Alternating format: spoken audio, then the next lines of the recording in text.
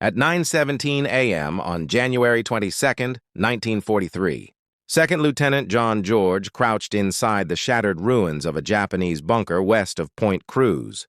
A banyan tree stood 240 yards away. George watched it through a scope that his fellow officers had laughed at for 6 straight weeks. They called it a toy, a mail-order sweetheart, a sporting rifle that didn't belong in a war. But in the next 72 hours, that toy would change everyone. The mail-order sniper. The forgotten story of Lieutenant John Georg Dark Banyan Canopy, Japanese silhouettes. The Japanese weren't defending bunkers or trenches here. They were defending the trees. 11 highly trained snipers operated inside the Point Cruz groves. They knew the jungle. They knew how to wait. And in the last 72 hours, they had killed 14 men from the 132nd Infantry Regiment. Corporal Davis was shot while filling canteens. 2 men from L Company died during patrol. Another soldier took a round to the neck from a tree he'd passed twice. The battalion was bleeding and no one knew where the shots came from. Battalion commander at a field desk. So that night, the battalion commander summoned George. "Can that mail-order rifle of yours actually hit anything?" 6 weeks earlier, George had unboxed the rifle at Camp Forest. A Winchester Model 70, topped with a Lyman Alaskan 2.5x scope, mounted in a Griffin and Howe bracket. The armorer asked if it was meant for deer or Germans. "No," George said. "It's for the Japanese." He had saved 2 years of National Guard pay to buy it, troops boarding a transport ship. But when his unit shipped out for Guadalcanal, the rifle didn't arrive on time.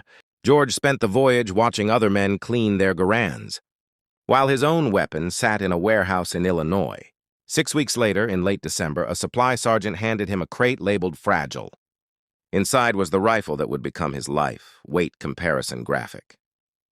The Winchester 9LBs, plus 112 Oz for the scope. The Garand, 9.5 lbs with no magnification.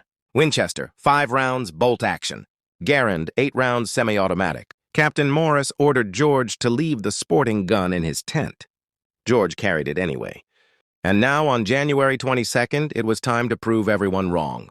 Jungle dawn, George entering the captured bunker. At dawn, George entered a ruined Japanese bunker overlooking the groves. He carried only his Winchester, a canteen, 60 rounds of .30-06, and no spotter. The Lyman scope gave him just 2.5x magnification. Not much, but enough to catch movement most eyes would miss.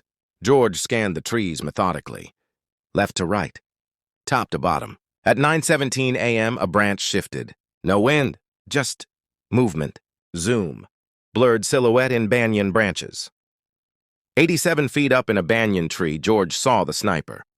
He adjusted 2 clicks for wind, controlled his breathing, squeezed. The sniper dropped 90 feet through branches, hitting the ground like a sack of rocks. George worked the bolt. He knew the second